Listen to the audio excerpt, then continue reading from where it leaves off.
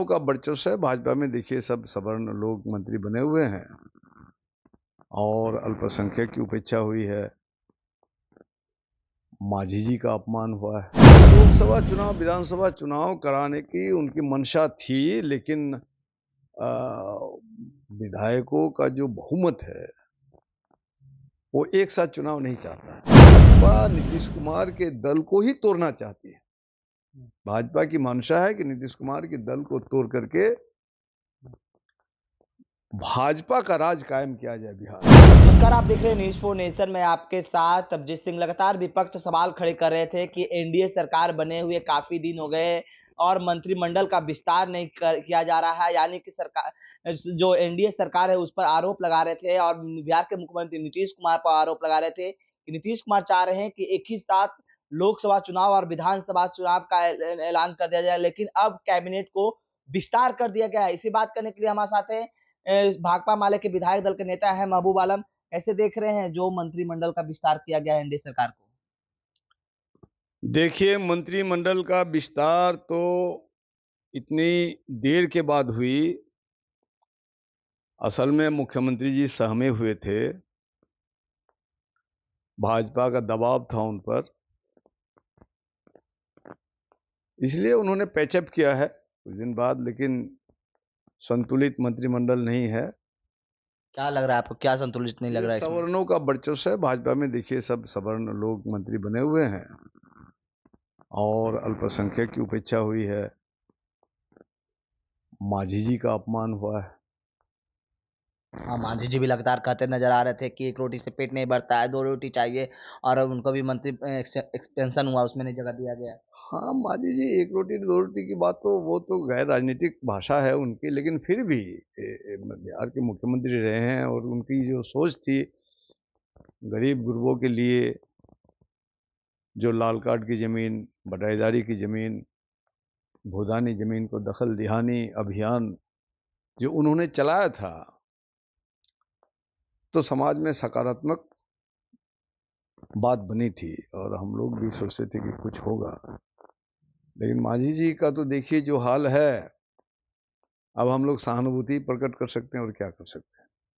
आपने अल्पसंख्यक की बात की, तो अल्पसंख्यक के तो जदयू ने एक बनाए हैं, जमा खान है जो जदयू से देखिए, वो मंत्री बनाए गए हैं। परंपरागत रूप से उनको बनाया और ट्रेडिशनल रूप से बनाया। वो बसपा के लोग थे, बसपा से उन्होंने दल बदल करके जो जेडीयू में आए।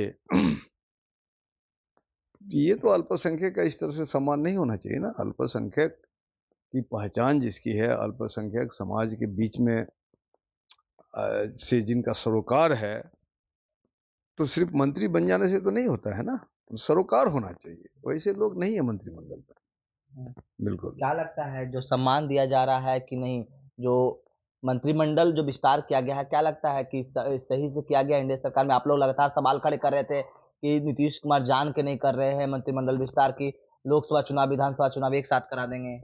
नहीं, लोकसभा चुनाव, विधानसभा चुनाव कराने की उनकी मंशा थी, लेकिन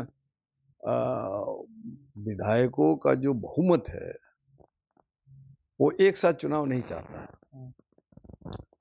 इसलिए आप देखिए कि भाजपा जो है, आपको एक भी माइनॉरिटी मेंबर नहीं है उसका, अल्पसंख्यक कोटा से कोई उसका मेंबर है नहीं। समझ रहे हैं मुझे? हालांकि इससे पहले उन्होंने कोशिश की थी, लेकिन अभी उन्होंने क्लियर कट संदेश दे चुका है कि भाजपा के पास मुसलमानों की कोई जगह नहीं है। और जिस तरह से सीएए को ऐन वक्त में चुनाव से पहले ला करके सांप्रदायिक ध्रुवीकरण का उन्होंने इशारा कर दिया, उसमें फंस गए नीतीश कुमार जी। इसका कसूर नीतीश कुमार जी पर भी होगा, जिम्मेदारी उनको लेनी होगी, इससे भाग नहीं सकते हैं। कल इलेक्शन का ऐलान होना है और आज बिहार में कैबिनेट को विस्तार किया जा रहा है, तो क्या लगता है काफी इतने लंबे समय बाद कैबिनेट को विस्तार करना और एट ए टाइम शाम में विस्तार करना, तो क्या लगता है? हाँ, देखिए, मैंने आपको कैबिनेट विस्तार नहीं होना इतने दिन तक, तो कहीं ना कहीं तो कोई बात थी, कोई अड़चन थी। एक एक मंत्री को 7-7, 8-8 मंत्रिमंडल दे दिएगा तो काम नाम तो कुछ हुआ नहीं। अभी फिर चुनाव है तो अभी भी तो अब आचार संहिता लग जाएगी। तो इसमें भी तो काम धाम कुछ होना नहीं है। असल में भाजपा नीतीश कुमार के दल को ही तोड़ना चाहती है। भाजपा की मंशा है कि नीतीश कुमार के दल को तोड़ करके भाजपा का राज कायम किया जाए बिहार में।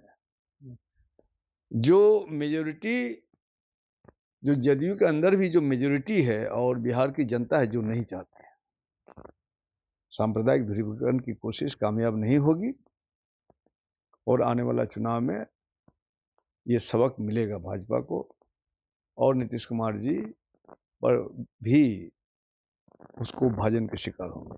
आप मंत्रिमंडल को कैसे देख रहे हैं? जो नया मंत्रिमंडल बना है उसको कैसे आप देख रहे हैं? हम बोले ना आपको, वो परंपरा निभाई गई है जब नए नए लोगों को लाया गया है और जैसे मान लीजिए कि ग्रामीण क्षेत्रों का उसमें कोई भागीदारी नहीं है, कटिहार का कोई भागीदारी नहीं है, सीमांचल के लोगों की कोई भागीदारी नहीं है, तो देख ही रहे हैं आप, देख यानी ही कि रहे हैं। मुसलमानों को, अल्पसंख्यक को अपमान किया जा रहा है। नहीं तो भाजपा के प्रभाव में है ना, ये सरकार भाजपा के प्रभाव में है।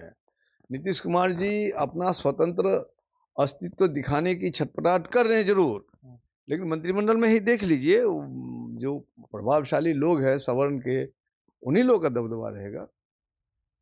क्या कुछ करे थे? भाकपा माले के विधायक है महबूब आलम, आपने सुना है। इस तमाम खबरों पर न्यूज़ पॉइंट के साथ नमस्कार।